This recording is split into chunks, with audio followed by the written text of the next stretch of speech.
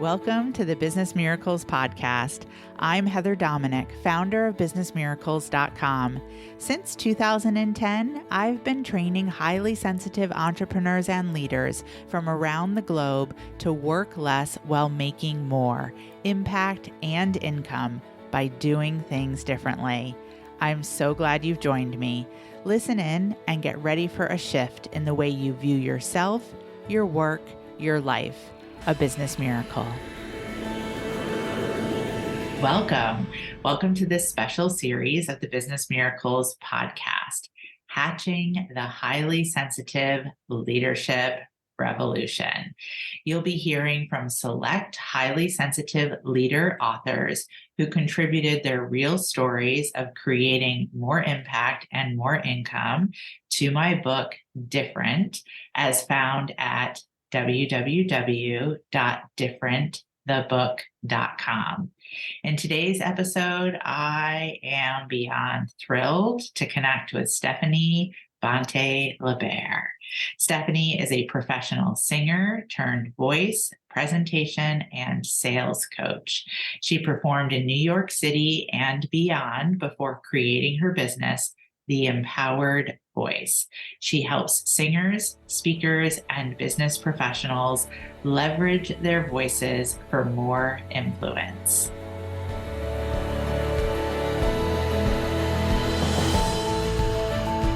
Stephanie, welcome.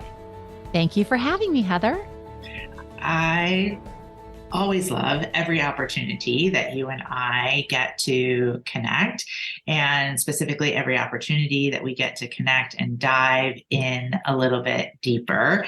So I am really looking forward to our conversation today. I would love to start by just having you share what inspired you to be a contributing author to the book Different, the Highly Sensitive Leadership Revolution. Well, I have just had such an amazing journey as a business owner, and you have been such a major part of that journey that I knew I needed to share my story, and I am always willing to be your cheerleader. Oh my gosh, I so appreciate that. And I so appreciate the story that you shared in the book. Without giving it all away, I would say a highlight for us to focus in on is the arc of the journey, the evolution that you have taken since you and I first connected. So maybe if you would be able to just give a quick synopsis for listeners about like where you were in your business when you and I first started mentoring together and where you are now. Yes. I was a singing teacher who was overwhelmed, overworked, didn't have time for my family. I was worried about money, even though I had more clients than I could handle. And I knew there had to be a different way. And I just didn't know how.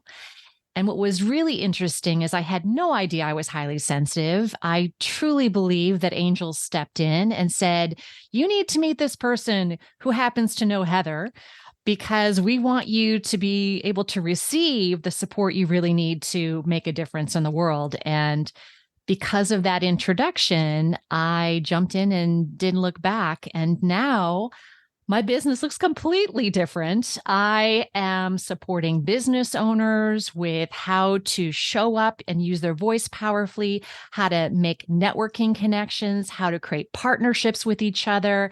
And I'm working about 3.5 hours of actual support time for my clients every month. And then maybe a dozen other hours, doing support things for my business and a few hours of speaking engagements a month, compared to the 40 to 50 hours I was working every single week beforehand. It is quite the shift. Yes, amazing. There's so much here to celebrate and to just really acknowledge you for in regards to just what has shifted and what has changed for you.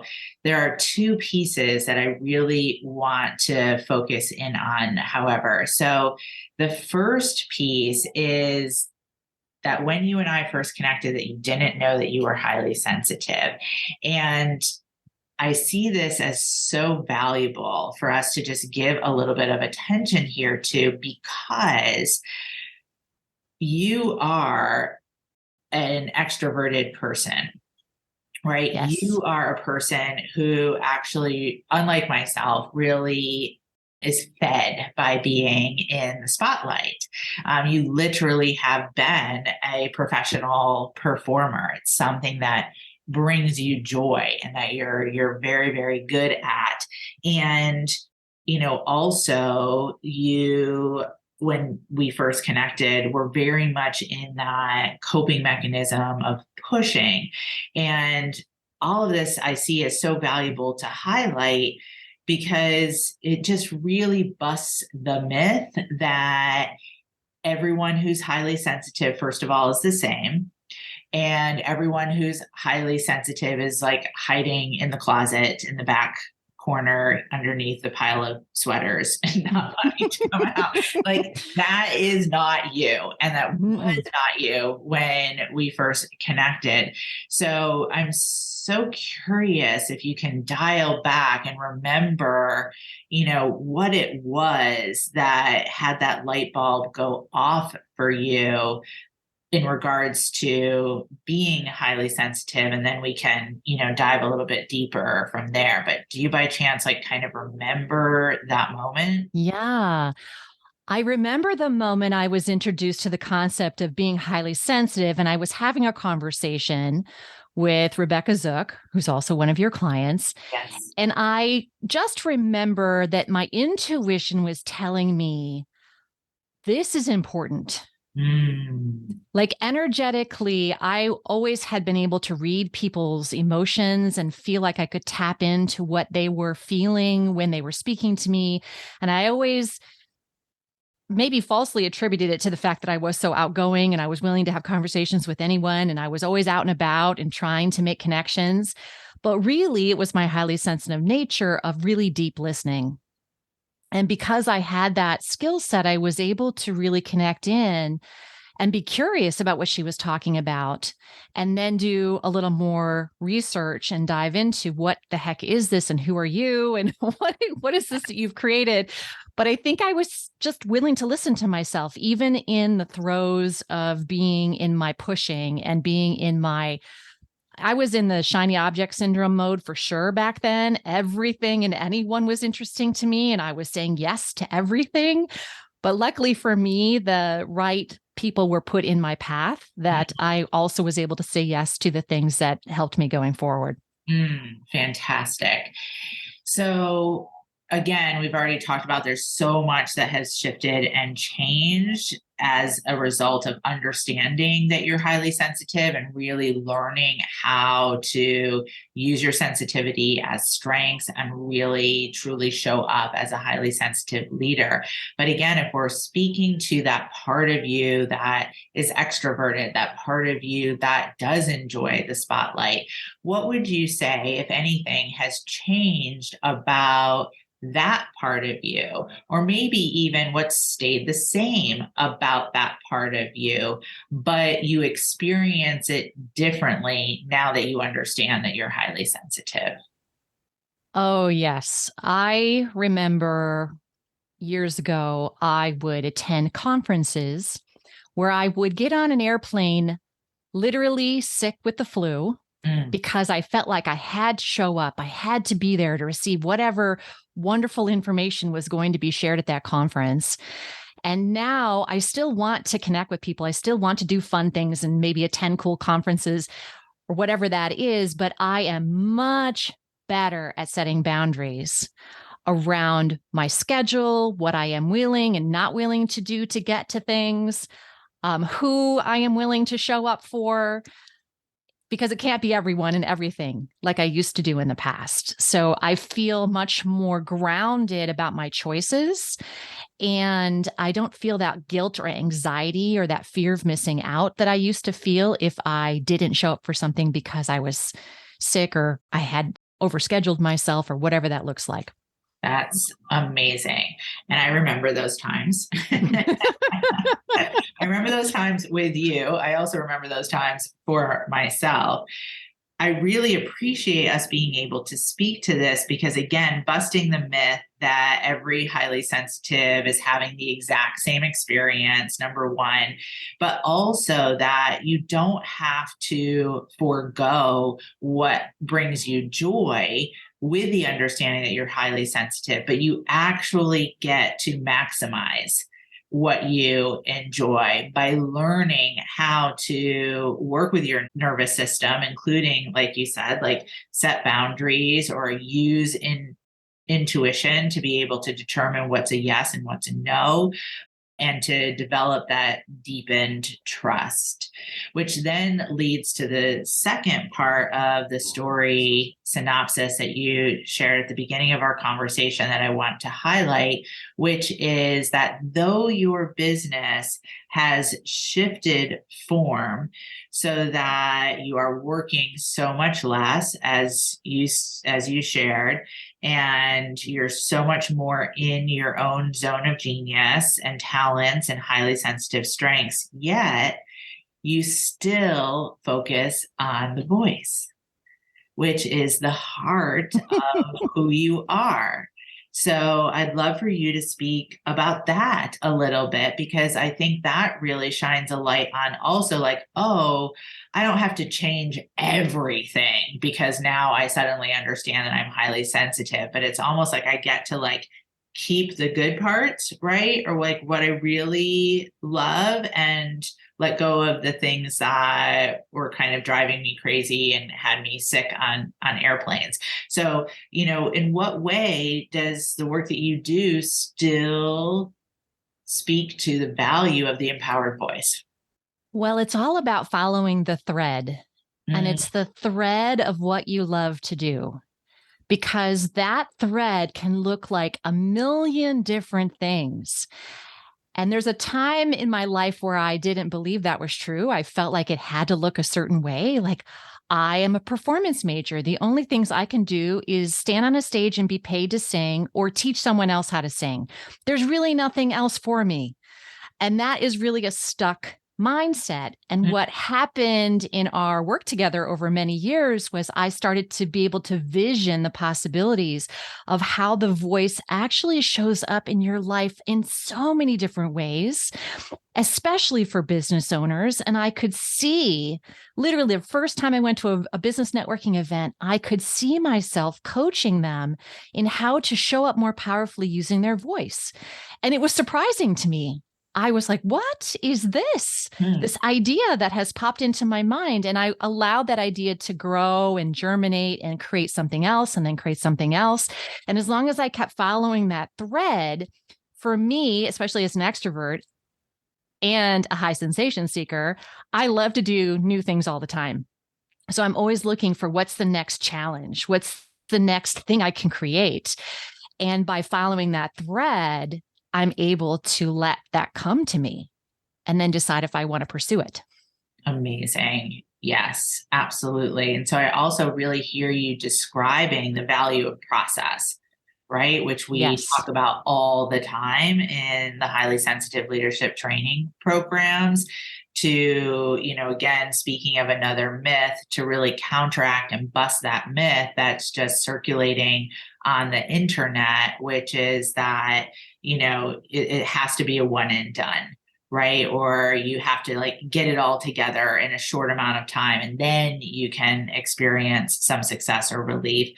But what I really hear you speaking to is the value of being in the process and being able to receive through the process, right? It's not like we have to like wait until there's a final moment to then be generating income. There's pieces that are coming into place along the way, and using your language, as you said, following that thread. Yes. So how would you say being willing to be in the process, as you described, how is that a reflection of highly sensitive leadership versus, say, more the standard, traditional, or even old century definition of leadership? Well, as a highly sensitive leader, I feel that the choice points are so key in being able to up level how you are showing up in your leadership role and being willing to actively pursue creativity Mm, versus feeling you have to sit around until inspiration hits you, or you have to look to other people to find inspiration. Like, what are they doing? Maybe that will inspire me. Whereas a highly sensitive leader can actually tap in to their own heart, their own higher self, their God, their angels, whatever language works for you, and ask and say, what is next for me? What does my heart want for me? And then make a decision about creating a practice around that. Like, am I going to be proactive in my creativity? Am I going to be practicing the active visioning for myself so that I can decide what's next and I don't have to continually be looking outward for that inspiration? yes, so well said. Absolutely. If you had to name one aspect of stepping into highly sensitive leadership for yourself that brings you deep satisfaction, a sense of purpose, or even just good old joy, what would one aspect of highly sensitive leadership, what would that be for you? Busting the myth of compartmentalization.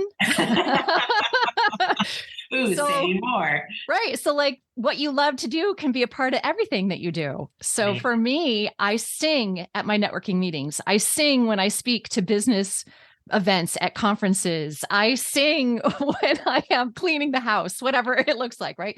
So, it Yes. doesn't have to be like, this is the time I sing. This is the time I do my business. This is the time I sell to my prospect. Like, that should be the next level for me, actually. My next prospect call, I'm going to sing to my prospects. Love that. See what happens. Yes, yes, Yeah. yes, and yes. What would you say to someone listening who is just like deep in skepticism? They're just locked into social self, believing that Mm. financial success or even leadership is only available to the other 80%, the non highly sensitives, or maybe even stuck in a limiting belief that they have to sacrifice who they are as a highly sensitive person in order to be able to have financial success, in order to be able to have a sense of leadership. What would you say to that listening skeptic? I would say try to release all of the hows and the steps that you feel you need to take, and instead focus in on your why and the clarity of what it is you really, really want. Mm. If you can focus in that sort of dreaming, visioning space, then the other pieces will start to become more evident, and they will start to bust the myths and the limiting beliefs that you have. Because if someone had said to me when I went to that first networking event, in a few years, you're going to be leading an international networking group with people from all over the world, and you're going to be working, a third of the time you work now, I would have said, what? That would have felt like way too much pressure. I wouldn't be able to figure that out. But I wasn't meant to, right? I was just meant to be open to the possibility of following the thread. Yes. So, so beautifully said. Why is the highly sensitive leadership revolution important to you? Hmm. Because there are 20% of us in the world, and we want to have our voices heard too. And the more that we can step into that visibility and vulnerability and leadership position, I truly believe we can start to change the world. And Yeah. we already are. Yes, I believe that too. You are amazing, Stephanie Bonte Lebair. As I started this conversation, I appreciate every time I get to connect with you. I'm so impressed by who you are, who you continue to evolve into, and all that is still to come for you as a highly sensitive leader. Where can listeners find out more about you and the incredible impact you're making in Yes, they can visit me at empoweryourvoice.com.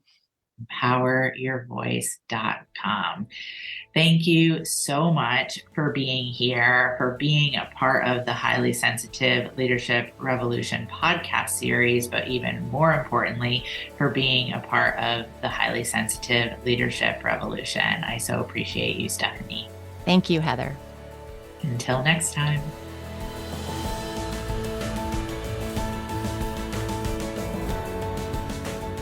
Thank you for being a part of this Business Miracles podcast episode and for beginning to dip your toe into the journey of highly sensitive leadership training.